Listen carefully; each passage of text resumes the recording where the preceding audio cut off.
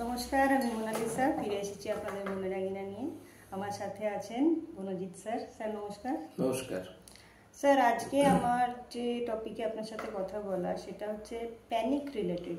এই প্যানিক জিনিসটা মানুষের কেন হয়, এটা কিভাবে এটাকে দূর করা যায়, করিয়ে কি করে মানুষের একটু শান্তি পায় মানুষ, আমি একটু এটার ব্যাপারে আপনাকে জিজ্ঞাসা করছিলাম।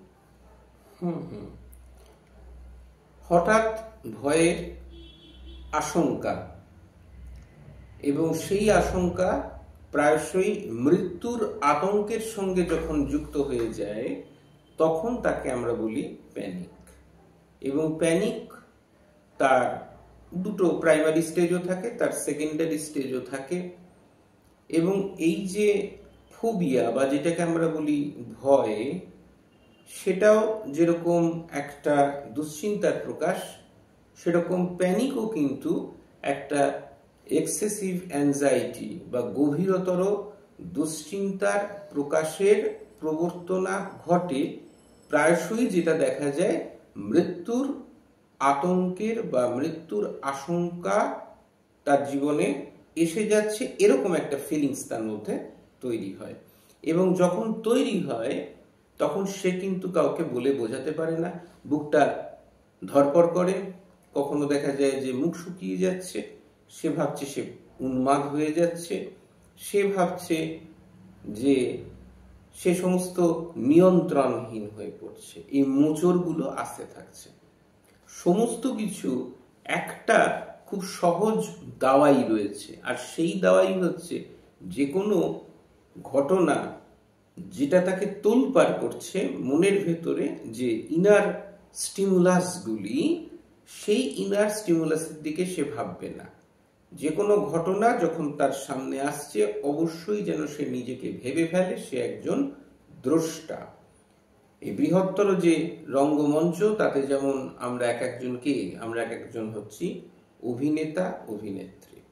সেটাকে যদি সে ভেবে নিতে পারে তাহলে কিন্তু কোনো মোচড় বা আতঙ্ক বা আশঙ্কা এটা আসবে না, প্রথম কথা। দ্বিতীয় কথা, যে এই প্যানিক থেকে যে প্যানিক অ্যাটাকগুলো ঘটে, এবং অনেকের দেখা যায় যে সেটা হয়তো 1 মাস চলছে, কারোর এটা আরো কিছুদিন গ্যাপ দিয়ে দিয়ে সেটা বাড়তে থাকছে, কারোর বছর পার করে যাচ্ছে, এরকম বারে বারেই তার এই প্যানিক অ্যাটাক এগুলো হচ্ছে। সেক্ষেত্রে কিন্তু অতি অবশ্যই এত দূর পর্যন্ত যেন না যাওয়া হয়, কারণ যার এই আতঙ্কের অনুভব হয় সে কিন্তু বুঝতে পারে, তার মানে সে হ্যাঁ এবং না বুঝে। তাই এরকম যদি অবস্থা সম্মুখীন হয়ে পড়া হয় বা পড়ে যাও, তাহলে অবশ্যই দক্ষ প্রশিক্ষিত গাইডেন্স বা মনস্তাত্ত্বিক কাউন্সিলর যারা, তাদের সাথে পরামর্শ করে নাও। তুমি প্রয়োজন মনে করলে আমাদের সঙ্গে যোগাযোগ করে নিতে পারো আমাদের কন্ট্যাক্ট নাম্বারে, অবশ্যই প্রফেশনাল ভাবে। এটা হলো প্রথম কথা। এবং অনেক ক্ষেত্রে এই প্যানিক অ্যাটাকের অনেক ভালো মেডিসিন আছে, তার জন্য তোমরা নিউরোসাইকিয়াট্রিস্টের পরামর্শ নিয়ে নিতে পারো প্রয়োজন পড়লে। কারণ আফটার অল তোমার এই কষ্ট সেটা তোমার মধ্যেই চলছে, আর তুমি নিজেকে সব থেকে ভালো রাখতে চাও, কিন্তু রাখতে চেয়েও আমাদের দুর্বোধ্য যে মানুষ সে নিজেকেই সব থেকে বেশি অখুশি অসুখী করে তোলে। তাই কোনো মৃত্যুর আতঙ্ক বা মৃত্যুর আশঙ্কা নয়। এবং তোমার সমস্যা সেটা যত গভীর হোক, যত গভীরতর হোক, তার সমাধান আছে। সমস্যার যত কঠিন হোক, সেই সমস্যা থেকে দায়িত্ব নিয়ে উত্তরণ হওয়া যায়। একদিকে তোমার যদি ভেঙে দুমড়ে মুচড়ে থাকে সেলফ কনফিডেন্স, তাহলে সেই সেলফ কনফিডেন্সকে জাগানো যায়। জাগানোর দায়িত্ব আমাদের, এবং সেই পদ্ধতিতে। স্যার, তাহলে প্যানিক অ্যাটাকের মানে কিভাবে,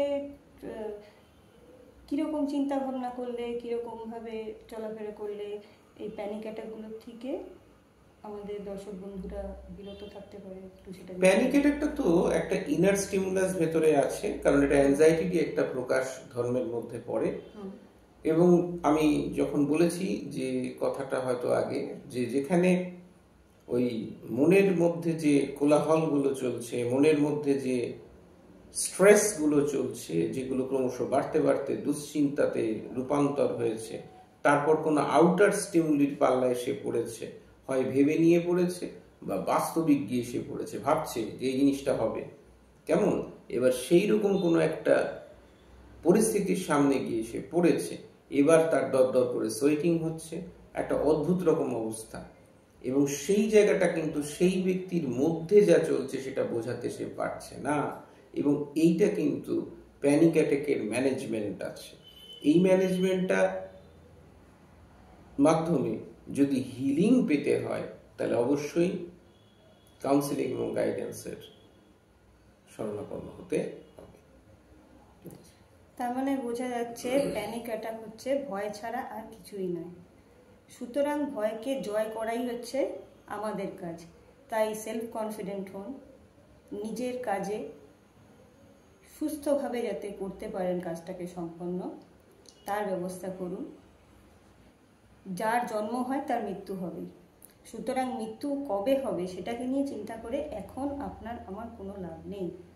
তাই যে জীবনটা আছে, ছোট হলেও, জীবনটা মানুষের খুব ছোটই হয়, ছোট হলেও যে জীবনটা আছে সেটাকে সুন্দর করে বাঁচুন। মৃত্যুর যেদিন আসা সেদিন তো আসবেই, আপনি আমি চিন্তা করলে কি দুদিন এক্সট্রা পাবেন? পাবেন না। বলতেই বলে ভগবান যেদিন জন্ম দেয় সেদিনই কপালে মৃত্যুর তারিখটাও লিখে দেয়। তো সেই জন্য ভয় পাবেন না, আর মৃত্যুকে তো একদমই ভয় পাবেন না। তাই ভালো থাকবেন, সুস্থ থাকবেন, ভয় পাবেন না। আর যদি আমাদের সাথে যোগাযোগ করতে চান তার জন্য আমার নাম্বারটা আমি আবার বলে দিচ্ছি, 8420548099।